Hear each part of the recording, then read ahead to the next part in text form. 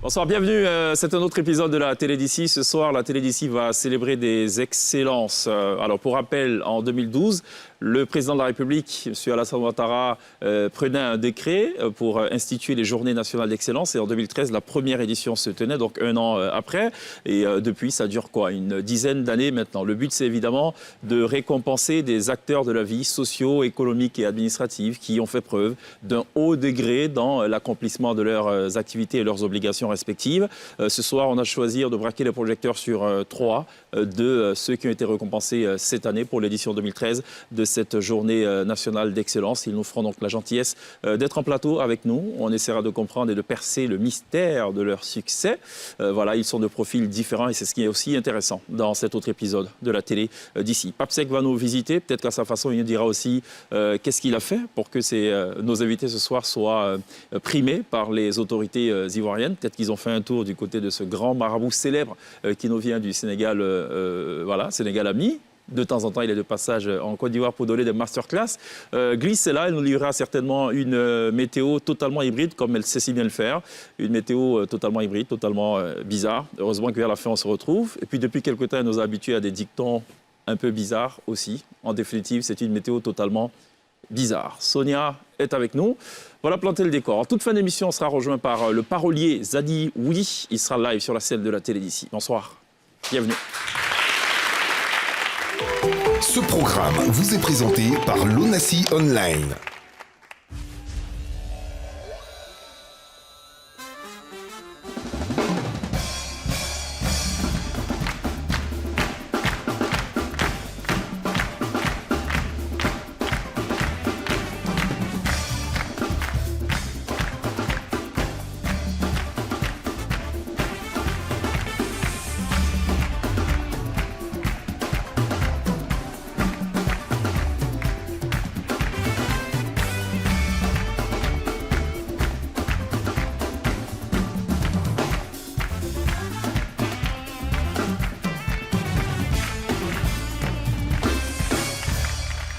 Comme tous les soirs, toujours très bien de nous rejoindre dans la Télé d'ici sur ANCI pour célébrer l'excellence, pour aborder des sujets qui vous intéressent. Tous ceux qui se distinguent sont forcément les bienvenus dans la Télé d'ici pour ceux qui sont habitués au rendez-vous depuis le 12 décembre 2019. Ce soir, on sera avec trois invités qui ont eu la chance et qui ont la particularité d'avoir été distingués par les plus hautes autorités du pays à la faveur de la Journée nationale de l'excellence. C'était en août dernier. Ce soir, on va discuter avec eux, connaître leurs secrets et qu'est-ce qu'on en sait. Peut-être que l'année prochaine, Gliss ou Sonia seront aussi récompensés à leur façon. C'est une bonne prière. J'aimerais vraiment recevoir ce prix de l'excellence. Hein. Et tu aimerais surtout comprendre pourquoi. Surtout le trophée, c'est vraiment le trophée qui m'intéresse. C'est vrai, pas les 10 millions, pas du tout, mais franchement, c'est juste le trophée, hein. Les honneurs et tout, pouvoir serrer la main au président. Sur les 10 millions, non, pas du tout. Sonia, j'ai l'impression que c'est... C'est ça. Vous y croyez un mot, c'est ça? Elle, c'est le trophée. L'enveloppe, c'est pas son affaire. Je suis persuadé, comme Sonia, elle est très honnête, elle va nous dire que elle, le trophée, on peut le garder. L'enveloppe, c'est bien, n'est-ce pas? Non, je veux les deux. Ah, les deux? Bah oui. S'il fallait choisir? Pour le prix de... Pardon? S'il fallait choisir? Un diplôme de participation et l'argent. Franchement, c'est... Rien qu'on pourrait avoir créé le diplôme de participation. Un diplôme d'excellence. Ouais. D'accord, c'est compliqué. Vous allez bien, mesdames? Ça va et toi? Je vais très bien. Vous, messieurs et dames, vous allez bien? Cool, parfait. Alors, on sera avec Zaï Woudi. Hein? Zaï Woudi. Woudi, c'est garçon. Hein. Woudi à Woudi. Ouais. Et Zaï, c'est quoi? Il va falloir qu'on lui demande, hein, parce que je sais pas. C'est non. Ezaï ou Zaï? Non, c'est Zaï Woudi. Zaï Woudi. D'accord, ok. Ça rappelle un titre de Niaouré Jimmy. Ah bon, hein? Zaï, le titre c'est Zaï. Niaouré Jimmy. On dirait qu'il parle BT. Ah, chèque. Jimmy Niaouré. Niaouré Jimmy. Niaouré Jimmy. Niaouré. C'est ça. Alors, qu'est-ce qu'on fait? On reçoit nos invités ou on fait un peu de météo avant? Qu'est-ce que vous préférez? Écoute, je sais pas. Pour qu'elle fasse une météo excellente, peut-être qu'il devrait être là, non? Peut-être qu'il devrait être là. D'accord, très bien. Écoutez, je vais appeler donc le premier invité, c'est Mama Koulibaly. Je rappelle qu'il est le président de la Fédération ivoirienne de basketball, 5e vice-président du Comité national olympique et son leadership a permis de réconcilier le public ivoirien avec le basketball, ce qui lui a valu cette distinction. Merci d'accueillir Mama Koulibaly.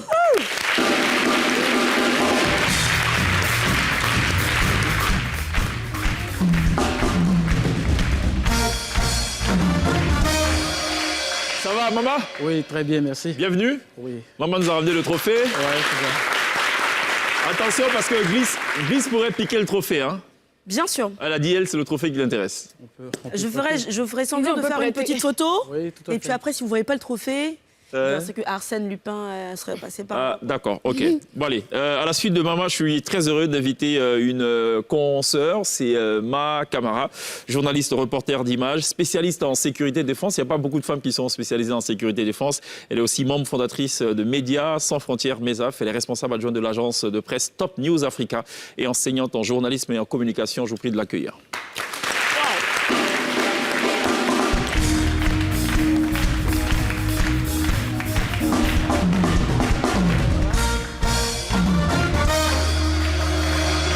Ma Camara, bienvenue. Merci.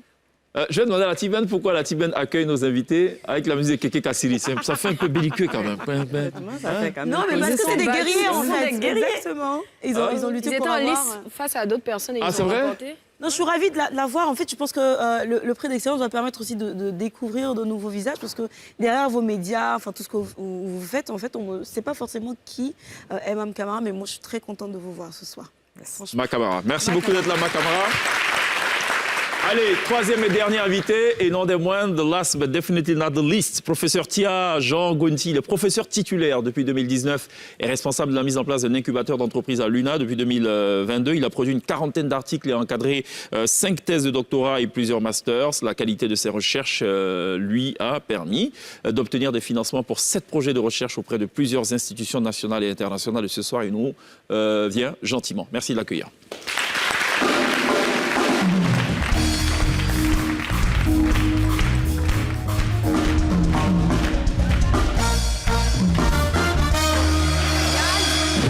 Professeur Tia, merci d'être venu. Il y a un diplôme, Cheikh. Vous avez ramené un trophée et une enveloppe kaki. Oui. Dans ce pays, généralement, les enveloppes kaki, ça rime avec une attestation. Oui, mais peut-être qu'il est venu avec les 10 millions aussi. Il y a un truc qui n'est pas correct. Ça dépend du format. Vous arrivez toujours avec les trophées, sans les enveloppes qui vont avec. Non, mais il y a une enveloppe. Il faut venir Une avec tout. enveloppe, Non, 10, on sait de quelle enveloppe on parle. Vous ne pouvez pas venir avec que le trophée alors qu'il y a d'autres choses qui suivent. Oui, mais dans l'enveloppe, il y a une attestation, c'est ce que dit le professeur. Mais lui, les 10 millions. Il n'y avait Ils pas sont où les 10 millions? Il n'y avait pas suffisamment de sécurité. Donc, Ah non, mais on a une journaliste spécialiste en sécurité et défense. Donc ça va. Oui, ça va. Félicitations à vous, merci beaucoup d'être là. Alors, ce qui est intéressant, et c'est un peu aussi cela, j'ai envie de dire, l'un des piliers de cette émission, c'est surtout de célébrer l'excellence. On n'aura peut-être pas les dizaines de primés, on essaiera de les avoir au fil des émissions, au fil des semaines. Ce soir, on a souhaité vous avoir tous les 3, parce que vous avez des profils totalement différents. Sport, journalisme, innovation, recherche, c'est intéressant. La recherche, on s'intéresse très peu à la recherche. Pourtant, toute société se bâtit aussi et surtout sur la recherche et les résultats de la recherche.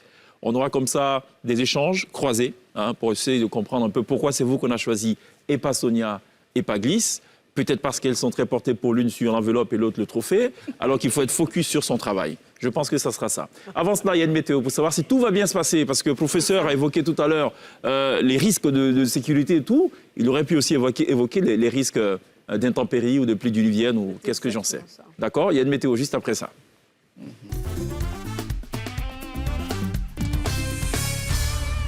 Wouhou, il y a de la sécurité par ici. Yes. Les agents de sécurité me ramènent ma météo. Enfin. Bon, alors, la météo de ce soir, on va parler de millions. Il pleut comme des millions. Non, je rigole. Il y a l'état d'urgence qui a été mis, en fait, en Italie, parce que vous le savez, l'information, l'actualité, c'est aussi les 8500 migrants qui ont débarqué sur les côtes de Lampedusa pendant 3 jours la semaine dernière. En fait, depuis le début de l'année, il y a près de 130 000 migrants qui sont arrivés sur cette petite île, la péninsule italienne. Et on a dû déclarer l'état d'urgence, mais aussi on a défini ce phénomène comme un drame humanitaire. En 2022, ils étaient autour de 68 000. Cette année, c'est l'explosion. Sur Lampedusa, il n'y a pas beaucoup de centres de détention. Il y en a à peu près 9 seulement, pouvant accueillir 1 millier de personnes. Donc en ce moment, l'Union européenne et le Conseil italien est en train de faire des mains et pieds pour essayer d'endiguer un petit peu le phénomène. De nouvelles résolutions, de nouvelles recommandations ont été prises. En fait, à partir d'aujourd'hui, on ne va retenir les migrants que pas 135 jours, mais 18 mois, dans des conditions, on s'imagine, pas très reluisantes quand même.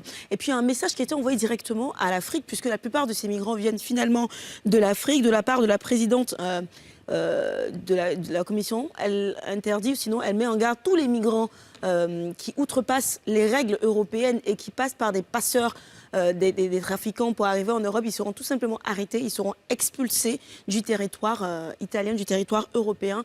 En fait, c'est vraiment assez grave. Je pense que c'est un sujet quand même qui crée la consternation, pas seulement en Europe, mais dans le monde entier.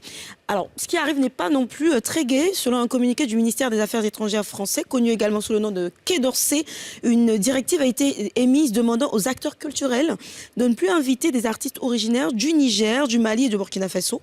Ces 3 pays ont récemment été frappés par des coups d'État militaires, ce qui a conduit la France à suspendre la délivrance de visas, la suspension de tout soutien financier à ces associations ou troupes d'artistes et ces pays où c'est également demandé. Les visas pour les étudiants du Mali également, Niger ou Burkina Faso, qui devraient poursuivre leurs études en France, sont suspendus en raison de la fermeture des services consulaires français dans ce pays. Alors, évidemment, certaines personnalités, certaines people ont pris la parole, notamment Claude Issard, qui a annoncé que malheureusement, lui, il avait déjà fini son calendrier, son agenda pour son émission au cours de l'année, donc il se fera quand même il sera obligé de recevoir ces artistes-là. Sidiki Diabaté, qui a un énorme concert prévu pour novembre prochain, a annoncé qu'en fait le concert avait déjà été programmé avant cette annonce, donc le concert aura bel et bien lieu. Le Quai d'Orsay a quand même calmé un petit peu les tensions en spécifiant que c'est une note qui concerne que les artistes qui ne sont pas encore sur le territoire français. Donc pour ceux qui sont déjà sur place, évidemment, ces personnes ne seront pas frappées par cette restriction. C'est quand même assez délicat. Voilà. Puis on termine avec cette autre nouvelle qui finalement n'est pas gaie aussi. Vous avez forcément dû l'apprendre. 50 pièces Balmain ont été volées. Il y a eu un carjacking. En fait, ils ont suivi entre le siège de Balmain, qui est une maison de haute couture prisée à Paris, en fait, entre le siège et l'aéroport. Ils sont venus avec une petite voiture. Ils ont slalomé, ils ont coupé, ils se sont arrêtés, ils ont demandé au chauffeur de descendre. Et bien, ils sont partis avec les 50 pièces Balmain qui devaient être présentées le 27 septembre prochain lors de la prochaine Fashion Week parisienne. Et donc, c'est le directeur artistique, Olivier Roustin, qui l'annonce sur son Instagram. Et il dit que c'est vraiment irrespectueux. Enfin, je trouve que le terme choisi est trop petit. Comment ça, c'est irrespectueux? On t'a volé 50 pièces, man. Quand c'est irrespectueux? Alors, je ne sais pas comment ils vont vendre, puisque ce sont des pièces uniques, ça va être compliqué de Qui a dit ça? Ils vont les vendre ici. Ou qui va porter? Il y a des tableaux uniques qui coûtent des millions. Qui ont été volés? Qui ont été volés, bien sûr. Et puis bon, ici, en Afrique, est-ce qu'ils ont, je ne sais pas s'ils ont le temps de venir voir, on peut dire que c'est la contrefaçon, contrefaçon aujourd'hui. Donc voilà, on ne sait pas ça fait combien, 50 pièces de Balmain, en plus exclusif comme ça, mais bon voilà, ils vont devoir retravailler sur toute cette collection et proposer quelque chose de nouveau, tout simplement, pour la prochaine Fashion Week. Alors je sais que tu... On peut avoir la météo, c'est possible c'est ça. ou pas? Alors cette nuit, les régions du nord, de l'ouest, de l'est aussi connaîtront quelques averses de pluie. Tôt le matin, le centre connaîtra quelques averses de pluie. Pareil pour le littoral, qui connaîtra des averses en après-midi. On est dans la petite période de pluie, c'est ça? La petite saison de pluie. En fait, on ne sait plus. Parce que je comprends pas, il pleut. Avec ce qui s'est passé à Ebimpe, on ne sait plus en fait. C'est la petite saison de... Balle perdue, peut être. Non, mais c'est compliqué de dire. La petite saison de pluie. Alors, à Bengour, dans l'est, il sera 31. À Abidjan, au sud, 29 degrés. Bandoukou, 30 degrés. Dans le centre, à Boaké et à Msokro, il fera 30 et 31 degrés. À Gagnoa, dans l'ouest, il fera 30 degrés. À Korogo, dans le nord, il fera 30 degrés. À Mans, dans l'extrême ouest, il fera 30 degrés. Puis j'ai un proverbe pour toi, Chèque. On dit c'est ancien trou d'agouti qui devient nouveau trou de serpent. Tu sais ce que ça veut dire? Oui, Ça veut dire quoi? Ça veut dire que l'ancien trou d'agouti devient un nouveau trou de serpent. Mais vas-y, donne-nous en français facile. Toi qui sais si bien expliquer les choses. Ou bien demander au prix d'excellence. Non, je peux dire, c'est... ancien moment de quelqu'un devient nouveau moment. C'est pas qu'un moment. Non, mais en chanson, ça donne quand quelqu'un laisse, quelqu'un prend. C'est ça, hein? Bah oui, c'est ça, c'est exactement J'ai ça. entendu une chose aujourd'hui, c'est la manière dont tu te places, c'est comme ça que le couturier va faire ton pantalon. C'est vrai. Bon, c'est un peu compliqué. Merci beaucoup pour cette météo glisse. Alors, on a... C'est même pas moi, hein. Là, je me départis de la paternité de ce qui va arriver. Ça, c'est du Sonia, en fait, qui s'est posé la question. Pourquoi Ma Camara, qui est comme elle dans les médias, a le prix d'excellence? C'est pas elle. Elle essaie de comprendre et de connaître les critères. Puis, elle allait plus loin, elle allait demander aux gens dans la rue, d'après vous, quels sont les critères qui président au choix de telle ou telle personne? Au détriment ou à la différence d'autres personnes? Voici la réponse.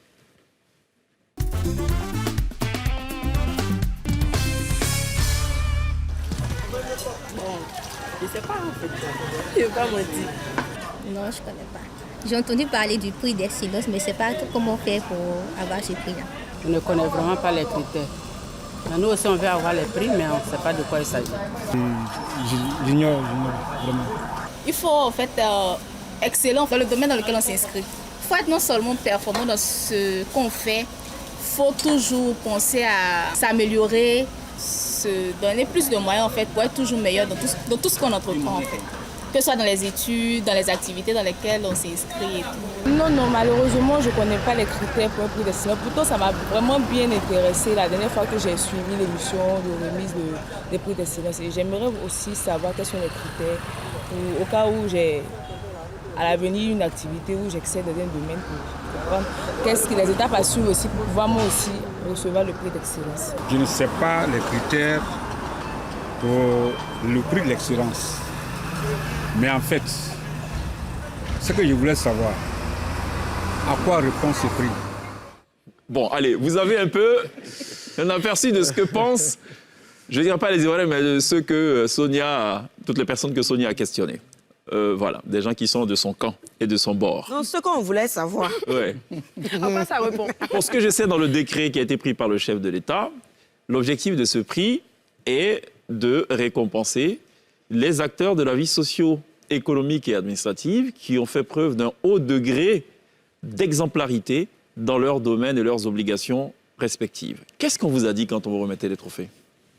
Je commence par ma camarade.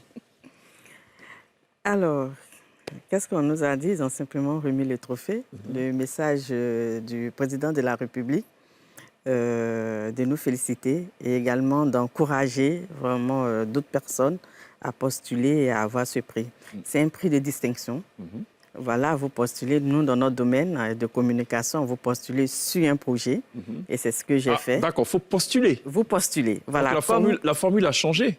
Je sais que des années en arrière, c'était plutôt chaque ministère qui désignait. Maintenant, oui, voilà. Maintenant, il faut postuler. OK. Il faut postuler. J'étais comme eux également. Je ne savais pas qu'il fallait postuler. Et quand mon chéri m'a envoyé le lien, il m'a dit, écoute, maman... Le chéri de Madame voilà. Maman, je pense que tu dois postuler avec le projet JRI. Je lui ai dit, écoute, ça sera vraiment une goutte d'eau dans la mer. Hein. Ah bon? De toutes les façons, les lauréats sont connus, hein, donc je ne peux pas postuler. C'est comme il ça. dit, mais tu perds quoi à essayer? Donc, on a monté, c'est tout un dossier au niveau de la communication qu'il faut monter, les preuves de ce que vous faites, de ce que vous avez fait avant. Il faut monter un dossier que vous allez projeter devant un jury, expliquer pourquoi vous défendez, vous défendez autant un prix pour le développement des médias. Et moi, mon projet, comment ça répond à une question sociale. Et moi, mon projet, c'était le projet de journaliste reporter d'images, qui, pour moi, qui répondait à la crise financière que traversent aujourd'hui les médias en audiovisuel. Parce que le journaliste reporter d'images, c'est qui? C'est celui qui est le caméraman, c'est celui qui est le reporter, qui est le preneur de son, c'est le lampiste, c'est le journaliste. Vous représentez en vous toutes ceux-là une seule rédaction. Donc, vous êtes capable de tout fait en même temps. Donc, j'ai défendu ce projet. Et avant ça, je formais des jeunes et je forme beaucoup de jeunes pour embrasser cette spécialité dans notre domaine qui n'est pas vraiment connue. Absolument. Et comme je suis l'une des premières d'images, voilà. Comme je suis l'une des premières et surtout les femmes sont très absentes. Donc, mon projet, c'est vraiment d'accompagner les femmes et j'ai formé plusieurs femmes. Et les preuves étaient là, tout était monté, tout ça. Et Dieu merci, on m'a appelé et j'ai reçu le prix. Voilà qui est clair. Donc, il faut postuler. Donc, les gagnants ne sont pas connus d'avance. Comment? Oui. Donc, les gagnants ne sont pas connus d'avance. Absolument, il faut postuler. Alors, moi, je m'intéresse surtout aussi au cas de Mama Coulibaly. Alors, Mama postule ou est-ce qu'il reste dans son coin, il continue de mener son activité tranquille, il gère sa fédération de basketball, on le voit notamment organiser les différentes fenêtres et tout de basketball de la FIBA, et on se dit, ah mais tiens, voici quelqu'un qui bosse, ou est-ce que ça a été la même chose? Est-ce qu'on a postulé? Oui, je pense que l'année dernière, par exemple, je n'ai pas postulé parce que j'étais préoccupé par mon programme fédéral. Et cette année, on a dit il faut que tu postules parce que, évidemment, c'est important qu'on puisse quand même vous juger. C'est vrai que le jury a le droit, a le devoir, peut-être susciter des candidatures, mais je pense qu'il faut postuler. C'est la voie la relativement la plus sûre pour être peut-être pris parce que c'est pas évident qu'on puisse vous susciter. Donc, on a postulé comme elle. Et puis, je pense que le jury a fait son travail et on a été choisi. Qu'est-ce qui a été présenté? C'est notre CV sportif, principalement, les réalisations. Voilà, quoi, ce qu'on a réalisé durant l'année N-1, c'est-à-dire 2022. Et donc, c'est tout ce qu'on a réalisé en termes d'activité. En 2022, ça a été assez important. Je pense que c'est cette année-là qu'on s'est qualifié pour la Coupe du Monde, la première nation au monde qui s'est qualifiée pour la Coupe du Monde. On a organisé 2 grands événements où on a fait salle comble, on a redynamisé le basketball. Vous voyez que le palais des sports est assez rempli. Absolument. Avec le All-Star. Donc, je crois que c'est l'ensemble de l'œuvre des basketteurs et avec moi à la tête qui a été primé. Et donc, je pense qu'on peut être fier. C'est dans la catégorie sport, c'est ça? Catégorie sport, dirigeant sportif. Est-ce que vous savez, par exemple, contre qui vous avez dû... Non, on ne peut pas savoir. D'accord. On ne sait pas. On ne sait pas. On ne saura jamais.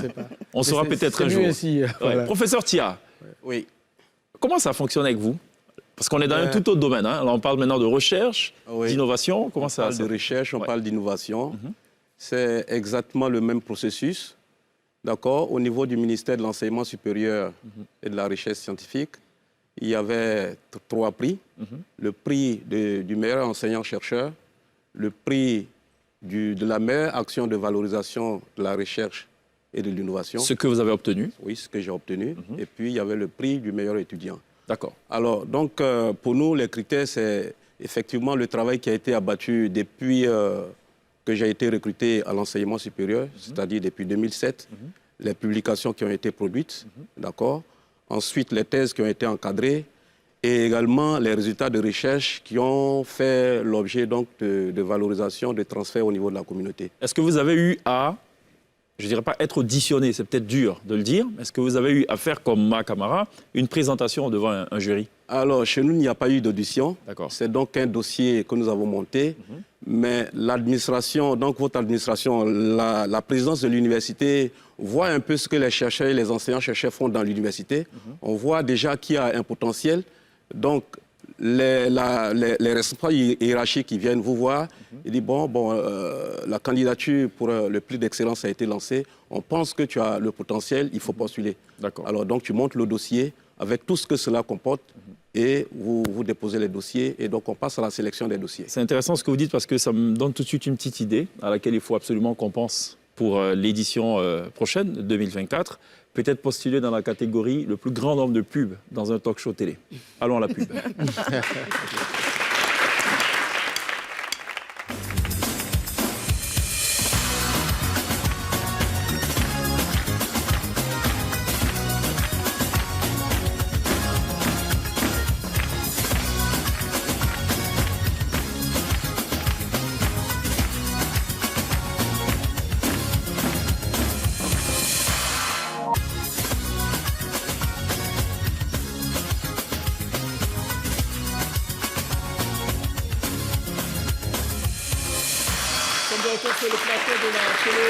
Un excellent plateau ce soir. On dresse le tapis rouge pour des excellences. Ça se dit ou pas? Ça se dit. Pour des primés en plus d'excellence, on paye des excellences. Oui. Donc vous êtes désormais au même titre que des ambassadeurs, non? Non, pas du tout. Excellence Ma Camara, excellence. On pourrait. Hein? Oui, bien sûr. Je connais des gens qui, même quand on s'amuse à les appeler ambassadeurs dans des quartiers, vous êtes désormais l'ambassadeur du quartier. Désormais, ils exigent qu'on les appelle excellence. Bon, comme ça reste dans le quartier, il n'y a pas de... Non, même quand on sort, on ne sait jamais. Alors, on va revenir peut-être sur ce reportage de NCI News qui a été diffusé, qui présente globalement ce qui s'est passé ce jour-là.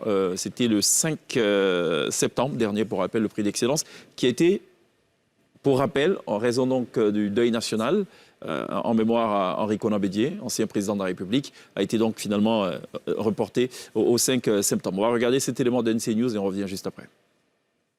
10e édition de la Journée nationale d'excellence. 83 prix ont été décernés à 47 personnes physiques et 36 personnes morales, notamment des structures publiques, des entreprises privées, des coopératives, des associations et organisations socio-culturelles. Initiateur de ce prix, le chef de l'État ivoirien Alassane Ouattara a exhorté les lauréats à maintenir le cap de l'excellence. Pendant plusieurs années, vous avez travaillé dans la discrétion, avec courage et abnégation, pour être des modèles pour vos collègues, vos amis, vos familles, et plus généralement pour l'ensemble de la société ivoirienne. Je voudrais donc vous adresser mes très vives et chaleureuses félicitations. En vous appuyant sur vos qualités aujourd'hui récompensées, vous devez toujours avoir le souci du travail bien fait, avec une volonté forte de toujours contribuer à la vitalité de notre économie en devenant les champions nationaux. Le chef du gouvernement, Patrick Hachi, quant à lui, est revenu sur l'importance de cette initiative. L'organisation de la présente Journée nationale de l'excellence, la 10e, participe ainsi de la volonté de promotion et de la mise en lumière de nos frères et sœurs qui se sont distingués par la qualité de leur travail et leur engagement. En 10 ans, ce sont plus de 651 lauréats qui ont été récompensés.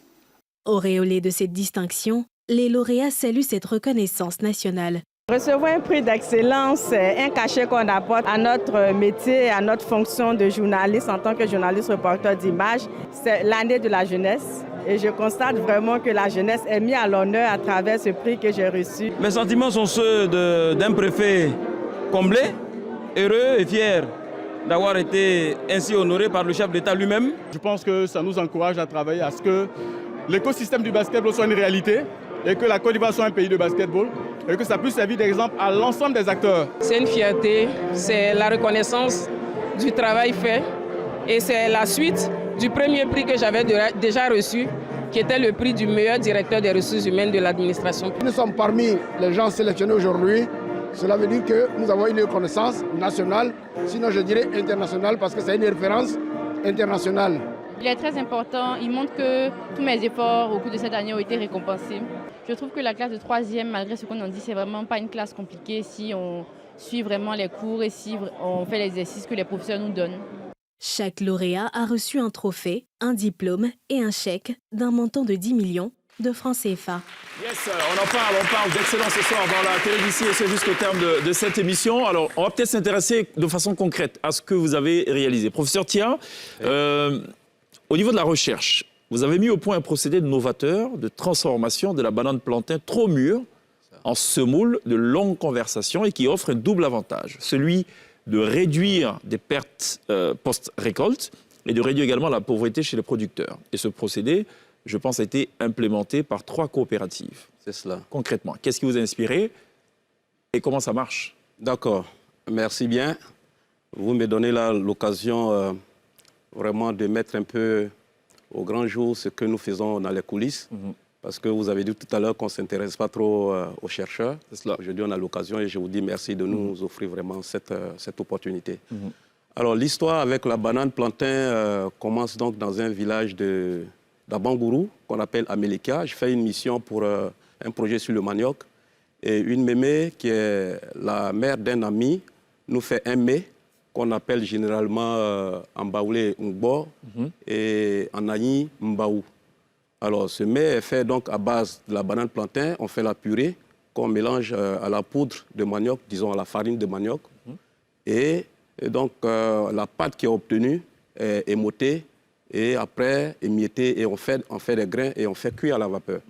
Alors, je mange ce mets. Il est très succulent, il est très intéressant. Sauf que le lendemain, quand je demande à la mémé, je lui dis, mais je veux encore ce mets. Il se trouve qu'on me présente le mets le lendemain, il commence à noircir. Alors, donc, comme la science est basée vraiment sur l'observation, ça m'a intéressé. C'est un mets que j'ai trouvé intéressant, mais sauf que déjà le lendemain, on ne pouvait plus le consommer. C'est compliqué. Voilà. Donc, il fallait rentrer au laboratoire, travailler donc, ce mets et le mettre sous une forme pour une conservation de longue durée. Ensuite, donc, tout ce travail a fait l'objet d'une thèse de doctorat qui a été soutenue par une étudiante. Et ensuite, il fallait maintenant passer à l'autre phase, passer à la phase d'implémentation à grande échelle. Passer de la théorie à la pratique. Alors là, il fallait donc utiliser les machines et pour faire les grains dans le procédé, donc la mise en grain est un peu un procédé fastidieux et il fallait utiliser des machines. Il fallait utiliser une machine qu'on appelle le granulateur. Alors ce granulateur, sauf que quand on a la pâte qui est le mélange de la purée de banane plantain très mûr et donc la farine de manioc ou même la farine de banane, sauf que cette pâte-là colmate dans la machine. Alors donc il fallait maintenant faire appel à un génie technologique, d'accord? Donc modifier les caractéristiques rhéologiques de la pâte, d'accord, pour que cette pâte-là ne colmate plus dans la machine. Alors donc au bout de ce processus, on a pu donc réussir et il fallait maintenant aller à la phase pratique, l'application sur le terrain. C'est cela. Alors donc pour cette application, c'est pour cela qu'on a choisi donc 3 coopératives, une coopérative à Bangourou, une coopérative à Tumodi et également une coopérative à Daloa. Et ce processus de transfert donc, de cette technologie dans le monde rural a été financé par le FIRCA dans le cadre du Fonds compétitif de l'innovation agricole durable. Donc je voudrais saisir cette opportunité pour remercier le FIRCA, parce que s'il n'y a pas d'argent, il n'y a pas de recherche. Votre machine, c'est juste pour ce plat-là. Est-ce qu'on peut utiliser, enfin, avec... genre, je veux dire... Si on ne mange pas le ngbo, on ne peut pas utiliser votre machine. Cette machine est utilisée, c'est la même machine qui est utilisée pour faire de la tchéké, pour faire les grains de bouillie qu'on voit partout sur le marché. Le mil et tout. Voilà. Est-ce que vous avez essayé tout de même d'évaluer l'impact à l'échelle nationale? Qu'est-ce que ça pourrait donner à une échelle industrielle? Oui, à l'échelle, on va dire, dans le processus de mise en place d'une innovation, il y a la phase de maturation. Donc la phase de maturation, il y a d'abord la science. La science, c'est donc ce qu'on a développé en laboratoire. On passe donc à une échelle plus grande. Donc tout ce processus-là, c'est la maturation. Après avoir implémenté en milieu rural, on a vu donc les petites faiblesses qu'il y avait qu'on a corrigées. Et donc aujourd'hui, par ce projet-là, nous avons pu faire la promotion. Et c'est le lieu donc de faire un appel aux industriels qui pourraient être intéressés par cette technologie. Parce que ce n'est pas encore le cas. Oui, oui. Quand je dis ce n'est pas encore le cas, c'est qu'à grande échelle... À grande échelle, oui, bien sûr. Voilà. Vous avez besoin, évidemment, c'est à ça que ça sert aussi la recherche, profiter au plus grand nombre, sinon à toute la communauté. Et pour le faire, il faut des financements. En tout cas, c'est ingénieux et félicitations en tout cas pour cela. Je disais, un homme qui a faim n'est pas un homme libre. Enfin, tu as vu comment on est parti de l'envie de manger un ngbo pour arriver à créer ce truc. Je voulais savoir comment est-ce que les coopératives ont réagi, parce que c'est le boulot des gens. Il y a des gens qui vont perdre du boulot. Non, les coopératives, si j'ai compris votre question, les coopératives sont des associations en milieu rural.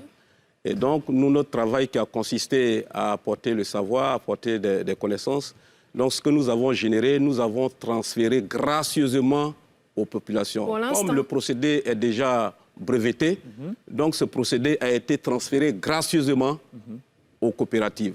Donc aux coopératives maintenant de s'organiser, de mettre en pratique pour commercialiser ce procédé et avoir des revenus additionnels. Quand on mange, c'est bien, mais il faut faire du sport après. C'est ça. Sinon, il y a un problème quand même. Il y a des dépôts et de l'embonpoint et avec tout ce qui s'ensuit. Ce qui nous amène donc au sport. J'aimerais quand même rappeler ce qui est à l'actif de Mama et toute son équipe.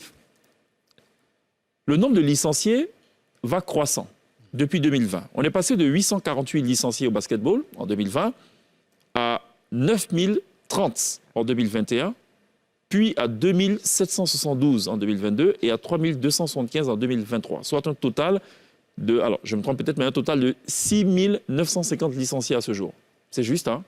Approximativement. Les chiffres ne sont pas super parfaits, mais on a... Parce que notre organisation, pour avoir une base de données, est complexe. Ah bon? Donc, parce que la culture de la database, on entend la mettre en place.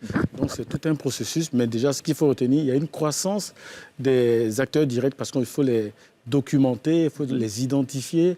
Parce qu'à terme, on souhaiterait que toutes les personnes qui pratiquent soient connues, les formateurs soient connus, de telle sorte à ce qu'on puisse avoir des étoiles sur les centres de formation et que si glisse à un fils ou une fille, elle peut choisir le centre étoilé pour pouvoir se développer en fonction. Quel est l'enjeu derrière ça? L'enjeu, c'est la performance, c'est la qualité de la formation, c'est l'éthique de la formation, c'est de prendre la place dans l'éducation de la jeunesse par le basketball.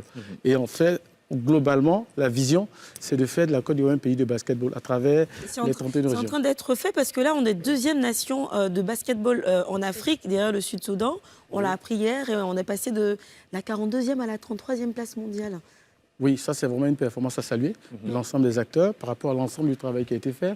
Et c'est aussi lié aux résultats de la Côte d'Ivoire sur les 3 ans depuis l'Afro-Basket en 2021.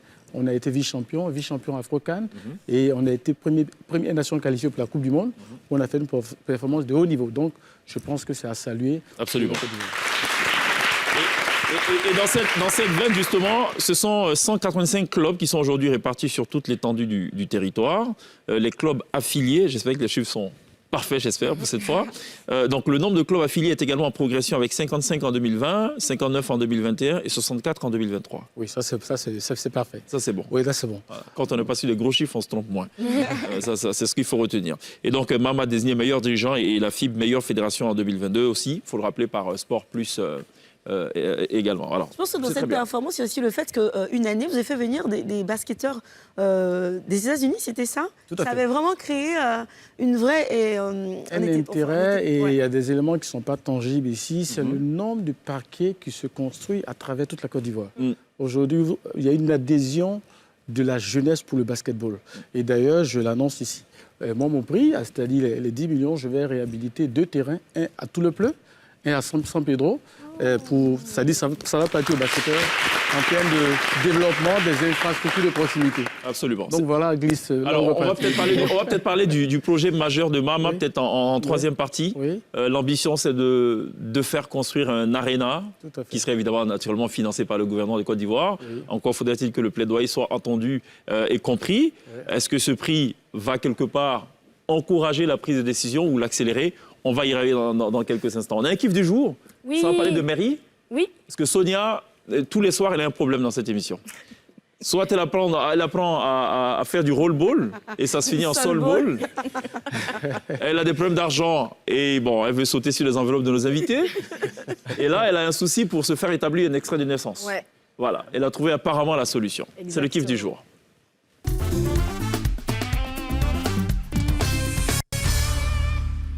Alors, depuis 3 mois, une application d'excellence, j'ai envie de dire, est sortie de terre.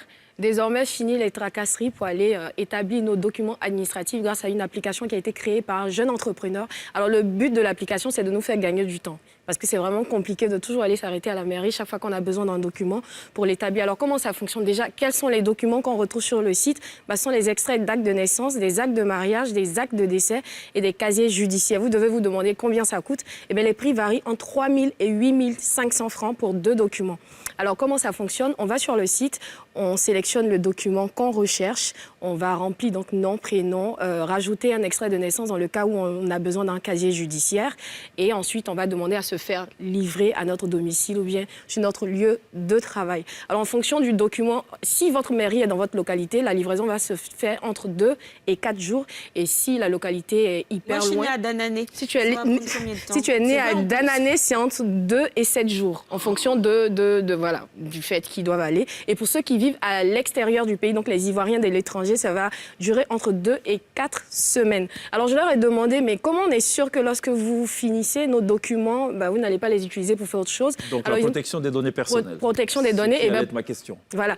Pour les documents qui sont imprimés, ils sont brûlés automatiquement lorsque la personne reçoit son... Comment on sait qu'ils ont brûlé? Écoute, on va compter sur leur bonne foi. Ouais. Ils sont brûlés automatiquement, les documents physiques, et les documents qui sont entrés comme données sont effacés automatiquement juste. Comment ça fonctionne? C'est une interface. On a Exactement. le gouvernement, on a les mairies, on a les individus, c'est ça? Voilà, c'est des individus. Quel est le lien? Comment ils sont connectés, eux, aux mairies? Alors, eux, c'est un peu comme lorsqu'on va à la mairie et qu'il y a un jeune homme à qui on va donner de l'argent pour que nos... Ouais. Voilà.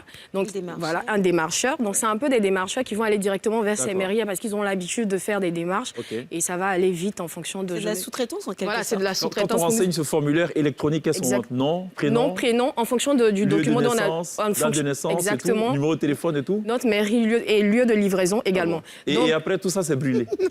Quand c'est imprimé, exactement. Non, quand c'est pas imprimé, parce que ça va, justement, ils doivent imprimer pour aller chercher les documents. Ouais. Donc là, oui, à la fin, ils vont brûler.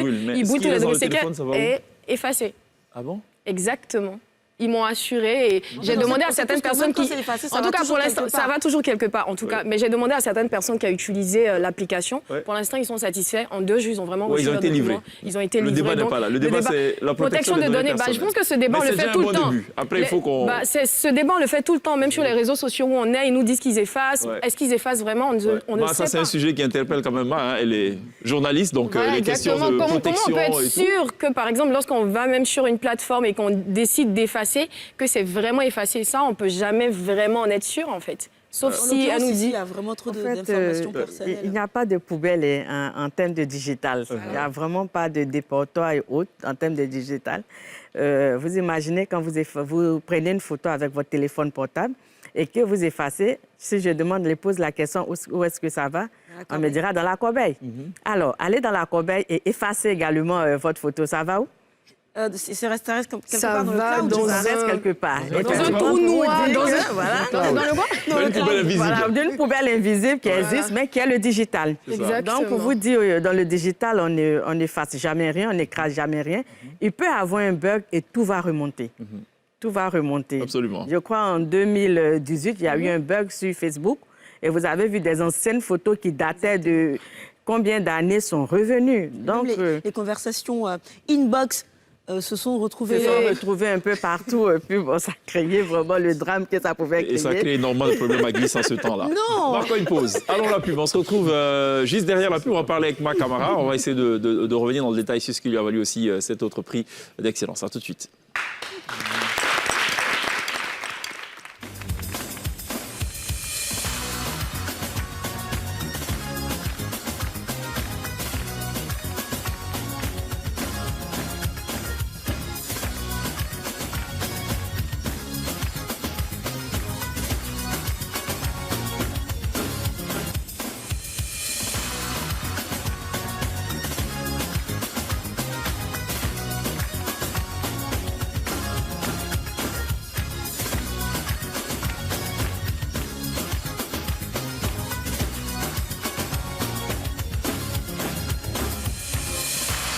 Nous sommes de retour sur le plateau de la télé d'ici pour le 3e et avant-dernier virage. On sera dans quelques instants du côté de la scène, live de la télé d'ici pour recevoir Zaïwoudi. C'est un parolier qui nous visite pour la 2e fois dans la télé d'ici. Voilà. Avant ça, on était avec des excellences. Excellence Mama Coulibaly. On était également avec Professeur Tia. Et Ma Camara, la seule femme autour de cette table. Elle est surtout la première JRI de Côte d'Ivoire, journaliste reporter d'Images. Est-ce qu'il y en a beaucoup, des femmes? Non, malheureusement, en Afrique, nous ne représentons que 2%. Que 2%? C'est triste, 2%. En Afrique, hein? En Afrique et en Côte d'Ivoire. Parce qu'il y a trop de boulot, c'est ça? Enfin, c'est trop compliqué de faire le son en même temps, les images. Non, oui, il y a trop de boulot. En même temps, c'est intéressant d'être polyvalent. C'est intéressant d'être polyvalent. Moi, je suis arrivée dans cette spécialité par frustration. Les caprices des caméramans, qui arrivent souvent en retard, tout ça. Donc, vous imaginez, donc un matin, j'ai pris ma caméra parce que j'avais déjà fait le cinéma, la réalisation. C'est important, ça, les caprices des cadreurs, c'est ça? Oui, la caprice des cadreurs. Le journaliste a envie d'aller, ils sont en mission à l'intérieur du pays. Il dit non, lui, la fin, il faut qu'il s'asseye pour manger. Tranquille. Alors qu'il risque de manquer un événement. Et même souvent, pour obtenir un rendez-vous pour une interview, c'est souvent compliqué. Et on vous donne le rendez-vous à midi. Quand vous l'appelez, dites je suis juste à côté. Et vous attendez 1 heure.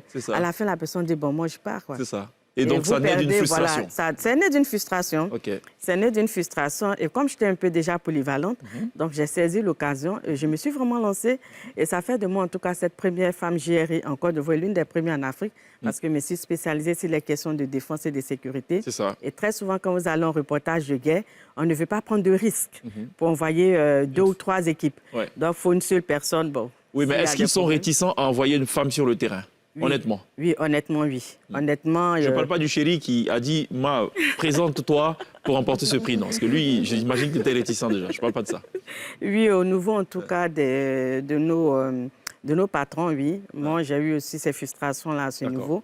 Parce que quand vous dites, je peux le faire, je peux partir, on se dit, bon, attends, on va voir s'il n'y a pas un homme. Du coup, on verra si tu pourras partir. Il y a tellement de sujets, je me dis, plus accessibles, peut-être plus... Voilà. Mais pourquoi le danger, le goût du risque? Franchement, aller en guerre et tout ça, moi, je sais pas. Le journaliste. Je serais partie faire un truc de beauté, un truc plus chill et tout. Mais je me lever matin, mon mari dit, moi, fais la guerre. Pourquoi? On veut Je comprendre. pense aussi que c'est un peu pour prouver qu'une femme est capable de faire ça. Les femmes sont capables de tout. Hein. De tout, oui. Les Mais la question d'église, c'est précise. La question d'église, oui. Pour dire que moi, quand j'étais très jeune, j'ai voulu toujours être militaire ou policière. Malheureusement, à l'époque... C'est vrai qu'elle a des traits de policière un peu. Hein. C'est vrai? Oui. Les femmes policières, elles sont mignonnes, elles sont douces, mais attention. Bon. À l'époque, c'était pas autorisé aux femmes d'avoir accès à l'UNPT. J'ai continué mon parcours normal. Après, je suis devenue journaliste et je me suis spécialisée sur les questions de sécurité par coup de chance parce qu'il n'y avait pas de volontaire pour aller sur un reportage de crise. Donc, je suis partie. Donc, je me suis spécialisée par la suite. Quel est le terrain de tension qui était le plus tendu pour Makama? Au Mali. Au Mali. C'était en quelle année? Au Mali, je crois que c'était en 2012-2013, avec le coup d'État de Yaya Sanogo, lorsque la ville de Kidal a Amadou Aya Sanogo. Oui, Amadou Aya Sanogo, excusez-moi. Lorsqu'il y a eu le coup d'État, ils ont tenté de récupérer la ville de Kidal. Donc, il fallait faire une pénétration avec 30 journalistes qui avaient été sélectionnés, l'armée française, l'armée malienne. Et malheureusement, ça ne s'est pas passé. On n'a pas pu avoir accès à Kidal. Et malheureusement, l'année, on a pu perdre. Malheureusement, il y a eu quand même 2 décès parmi les journalistes, dans le rang des journalistes. Est-ce que ça payait plus cher quand on va dans des zones aussi dangereuses? Il y a l'assurance. Il y a l'assurance quand même qui vous prend en charge, mais généralement, c'est les mêmes perdièmes. Et puis, il y a la passion, en fait. D'accord. Voilà, je pense que la passion répond au plus vraiment à votre question. C'est la passion vraiment d'aller chercher l'information. Il y a aussi le côté frustration. Enfin, frustré à cause des caméramans, frustré parce des monteurs, souvent. Non, parce qu'elle n'a pas été reçue à l'IMPT. Donc, en fait, la frustration... Ça fait beaucoup de frustration, finalement. Est-ce qu'on prie plus que le citoyen lambda quand on doit aller sur un champ de bataille? On prie? Oui, la prière, c'est tous les jours. Hein, bon, très bien. Donc, on va inviter Pape Seck, qui est lui un marabout qui nous vient du Sénégal. Justement, sa spécialité, c'est de prier pour les gens. Et il peut aussi prier pour des journalistes qui vont en guerre. Pape Seck qui va faire son entrée. Ah, Pape Seck. Avec salam. Ah, si tu réponds pas, il va lancer un petit sort d'un truc là. Les amis triclasse, salam alaikum. Salam. Ça va bien? Ah, aujourd'hui, là, vous sont là, jolis comme ça. Félicitations à vous. Ah, c'est prix d'excellence. Mais il y a un petit problème. Tu sais qu'aujourd'hui, là, vraiment, on a constaté un petit problème au niveau des jeunes, là. Au Sénégal, actuellement, il y a 50% de filles qui vont à l'école. Les autres 50%, là, voilà, ils vendent wami, ils vendent mangue, ils vendent orange, c'est difficile. Voilà. Même Côte d'Ivoire, ici, c'est 54%. Vraiment, dans les villages reculés, là, pour qu'une fille parte à l'école, voilà, c'est compliqué. Donc, nous, vraiment, on veut appuyer sur l'importance de mettre une fille à l'école.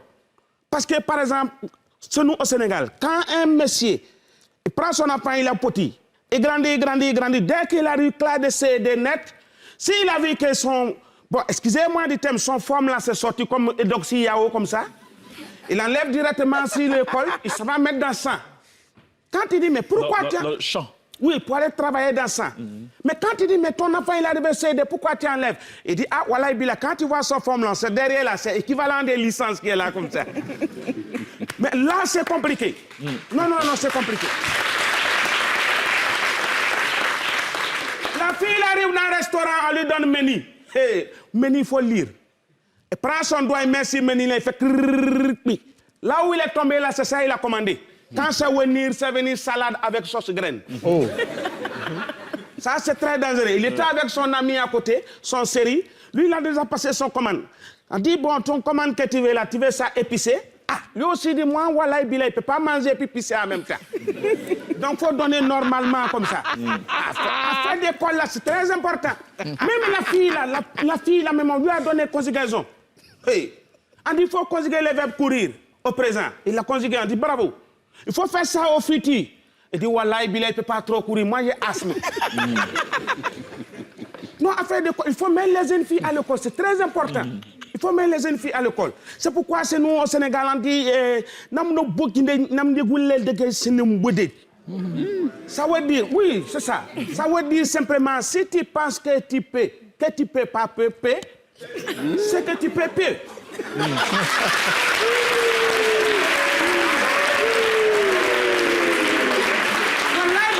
c'est très important. Quand tu regardes le mot fille, il y a la grande valeur même de la femme dedans. D'abord, F, ça signifie femme. Faute, foutaise. Femme n'aime pas foutaise.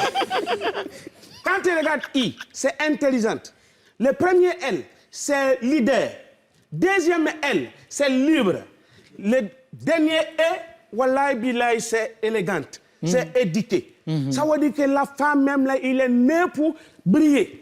Parce que quand tu regardes dans le gouvernement aujourd'hui, il y a femme ministre, il y a femme directeur, il y a femme ambassadeur. Tu vois, non, la femme, c'est pas tout. Femme excellente. Il y a femme excellente. Voilà, femme excellente qui est là. Voilà, quand tu souris comme ça, voilà, c'est souris d'émergence même qui est là. Non, sérieux, c'est très important, il faut mettre les jeunes filles à l'école. Pour finir, voilà une fille qui est partie, voilà, Bila, ça se fait. Voilà, Bila, ça se fait. Il est parti dans une soirée, il était seul. Elle dit, mais ma chérie, toi, tu es venu et ton cavalier. Il dit, voilà, je suis seul parce que cheval même, c'est notre thème dans la famille. Je vous remercie. C'est très important de mettre les filles à l'école. Voilà, une pause, on sera de retour dans quelques instants. Zaïwoudi sera live sur la scène de la télé d'ici. A tout de suite, il y a la pub. Une belle thématique.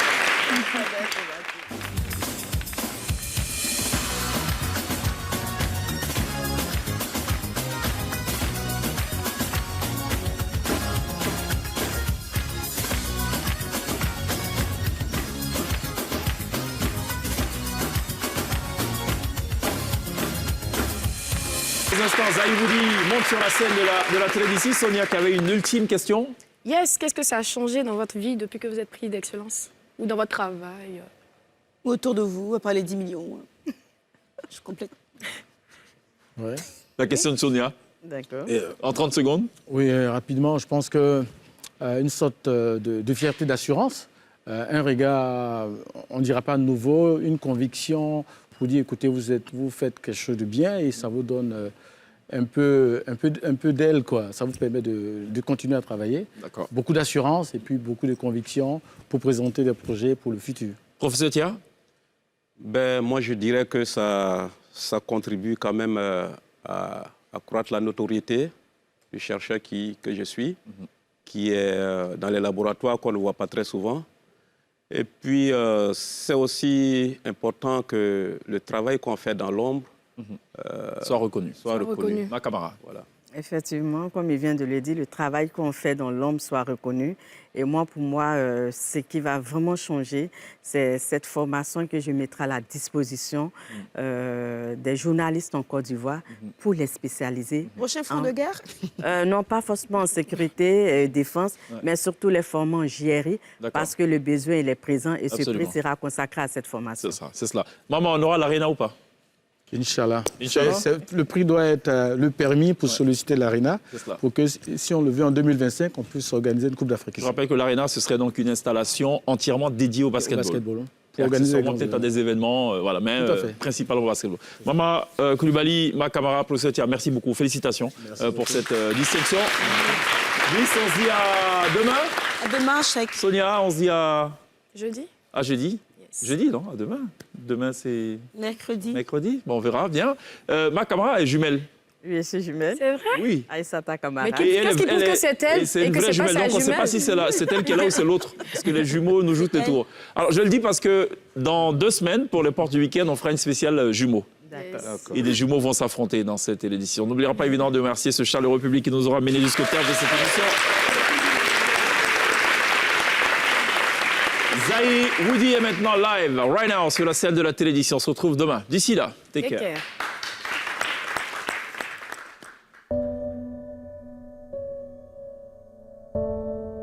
Il a dit l'ancêtre parleur, fils, sache que c'est celui qui refuse de grimper à l'arbre, qui attend la tempête pour espérer manger les fruits qui tombent de cet arbre. Au commencement était la parole. La parole était avec Dieu et la parole créa Zaïwoudi. J'ai voulu garder la parole au fond de moi, mais elle bout en moi. Ainsi, l'oiseau se pose sur mon épaule droite, m'apporte ce qu'il faut, picote mes lèvres et me demande à moi Zaïwoudi. Fils de Zokou Bedi, d'Ablapoku, de Samori Touré, de Béyoncé, de Senghor, de Cité Damas, de Lumumba, de Nelson Mandela, d'Oufouane Boigny, de prendre la parole et de parler alors. Zaï Woudi, Woudi Ma Woudi, Nyokwa Ni Nyokwa, Nyokwa Moule, Nyokwa, Nyokwa Sa, Nyokwa Soule, Nyokwa Sa, Nyokwa Zo, Iya, Nyokwa Promi, c'est quand même provoqué, Promi. Yo, mais quand, ouais, moitié. Oui, je parlerai. Longtemps, je me suis assis au pied de ce baobab à quelle Afrique, afin d'écouter les chants de sa sagesse à verser le chant de mon être. Le temps de mon initiation à l'art, d'écouter, d'observer et de parler ayant pris fin. Je tiens ma plume pour peindre la vie et restreindre les mots de la vie par mes mots. L'Afrique est le berceau de l'oralité et moi, j'ai pas choisi d'être parolier, je l'ai juste hérité. Je parlerai tant que l'Afrique perdra son fric. Je parlerai tant que le monde sera immonde. Je parlerai lors des événements heureux, malheureux, marquants de votre vie, si vous le souhaitez. Oui, je parlerai. Ma plume est un radar puissant qui veille. Ma parole est un tremplin puissant qui éveille. Mes mots surpassent le passé, oui, forge le présent, prépare le futur. C'est pourquoi je parlerai. Je parlerai pour vous dire que je suis Zaï Woudi. L'être mythique parmi les mâles, celui pour qui parler n'a pas de secret. Je ne parle qu'une seule fois, je ne me dédie pas. Je suis le seul prophète dont le nom ne figure pas dans les livres saints, car je suis la prophétie. Je suis de la lignée de ceux dont la langue ne fourche jamais. Chez nous, la parole est sacrée. C'est pourquoi je ne parle pas pour abuser, amuser, calomnier.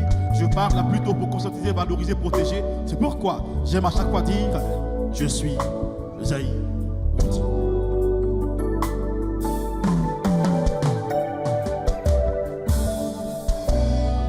Dans le silence de nos conquêtes, l'excellence est notre enquête. Parfois, ce n'est pas chose facile. C'est pourquoi, si les portes se ferment et que l'enfer te serre dans ses bras, si tu veux, mais pleure, si tu veux, mais crie, si tu veux, isole-toi, mais n'abandonne pas. La vie est une route remplie d'épreuves, et celui qui réussira à s'en sortir, c'est celui qui n'abandonnera pas. Parfois la vie nous présente à ce qu'on veut et ce qui est bon pour nous. Ce qu'on veut est parfois ce qui n'est pas bon pour nous, et ce qui est bon pour nous est parfois ce qu'on déteste. Mais peu importe à ton choix, sache que derrière chaque situation de la vie qui se présentera à toi, une leçon de valeur te permettra de connaître l'énigme que tu es. Alors, tire-en de leçons, car celui qui oublie l'histoire est condamné à la revivre. On apprend à parler en se trompant, on apprend à marcher en tombant. Peu importe le nombre de fois que tu tomberas, il te faudra multiplier le fait de te relever.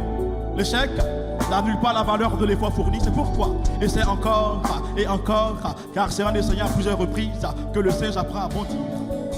L'abandon est un mot qui ne doit pas exister dans ton esprit, quoique la situation s'appelle Armageddon. C'est pourquoi, si les portes se ferment et que l'enfer te serre dans ses bras, si tu veux, pleure, si tu veux, ben, crie, si tu veux, isole-toi, mais n'abandonne pas. L'homme naît un seul jour, il grandit pendant plusieurs jours, il meurt un seul jour, mais seul le cœur pur est inflexible. Enfant de l'homme, ne cours pas après ton destin, car il te court après. Même si l'écriture est tordue, sache que la main de Dieu écrit droit, alors ne pleure pas. Le choix que l'on fait aujourd'hui déterminera son futur. C'est pourquoi lève-toi comme l'éclair, marche comme le caméléon, car la vie n'est pas une course, n'envie personne, car celui que tu envies n'est pas mieux que toi, ni plus intelligent que toi. C'est pourquoi, si les portes se ferment et que l'enfer te serre dans ses bras, si tu veux, ben, pleure, si tu veux, ben, crie, si tu veux, isole-toi, mais n'abandonne pas. Oui, sers-toi du passé, forge à ton présent, prépare ton futur, mais n'oublie jamais que c'est pas la volonté de l'arbre, le bon Dieu, que les feuilles tombent. Oui, mon père me disait toujours, fils, parle quand il est beau, et fais-toi silence quand il le faut. Dames et messieurs, chers invités, en vos rangs, grades et qualités, que soit belle ma parole qui s'incline à vos pieds et qui vous dit merci, merci, merci. C'était Zaï Woudi.